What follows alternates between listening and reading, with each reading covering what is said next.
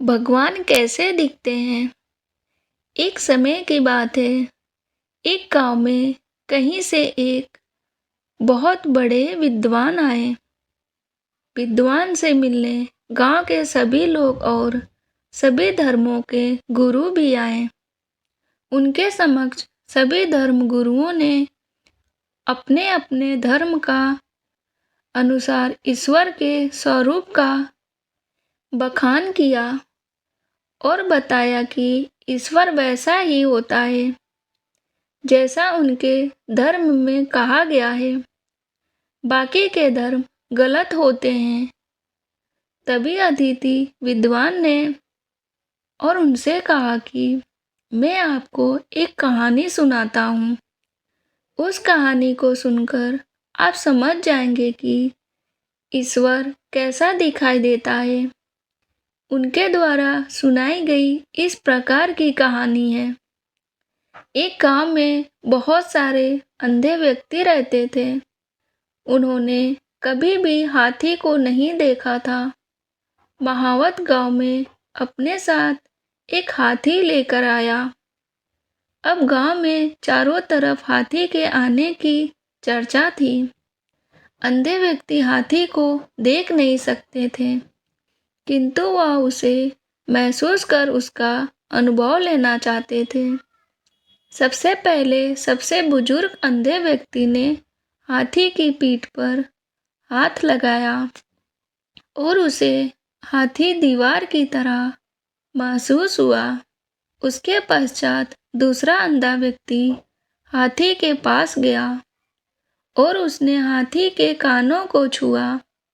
उसे हाथी सूप के समान प्रतीत हुआ। अब तीसरे व्यक्ति की बारी आई।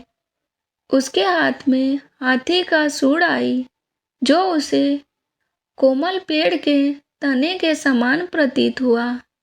जब चौथे व्यक्ति ने हाथी को छुआ तो उसके हाथ में हाथी के पैर आए, जो उसे खंबे के समान महसूस हुआ।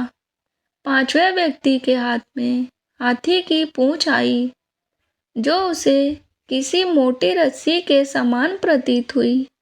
हाथी को छूने के बाद सभी अंधे व्यक्ति अपनी जगह वापस आ गए और एक दूसरे से अपना अनुभव साझा करने लगे।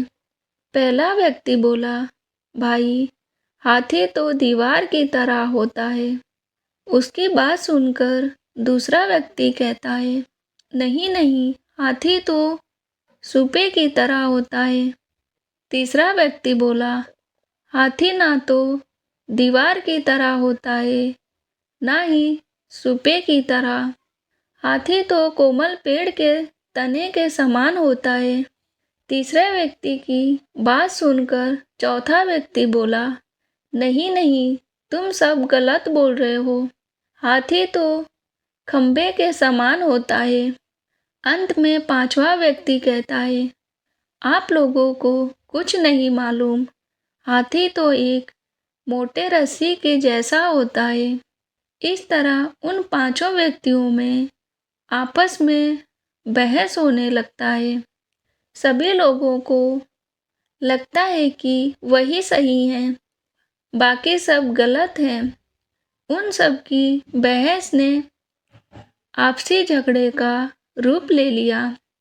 तभी वहां से एक विद्वान व्यक्ति गुजर रहा था। उसने सभी अंधों से उनके झगड़ने का कारण पूछा। सभी अंधों ने अपने अपने कारण बताए। तब विद्वान व्यक्ति बोला, आप सभी अपनी अपनी जगह सही हैं, क्योंकि आपने हाथी को जितना छूकर महसूस किया, आप केवल उतना ही जानते हैं। हाथी तो इससे कई गुना बड़ा है।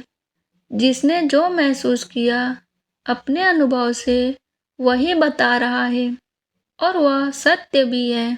ठीक इसी तरह ईश्वर भी होता है। वह इतना विशाल होता है कि उसे समझ पाना किसी भी इंसान अथवा धर्म के बस की बात नहीं। सभी धर्म ईश्वर के बारे में जो बताता है वह अपनी अपनी जगह सही है, किंतु पूर्ण नहीं। ईश्वर को जिसने जितना समझाए वह उसके बारे में सिर्फ उतना ही बता पाता है और सोचता है कि मैं अथवा मेरा धर्म ही सही है, बाकी सभी गलत हैं, जबकि वास्तव में सभी धर्म अपनी अपनी जगह सही हैं, किंतु भगवान के नाम पर लड़ना गलत है।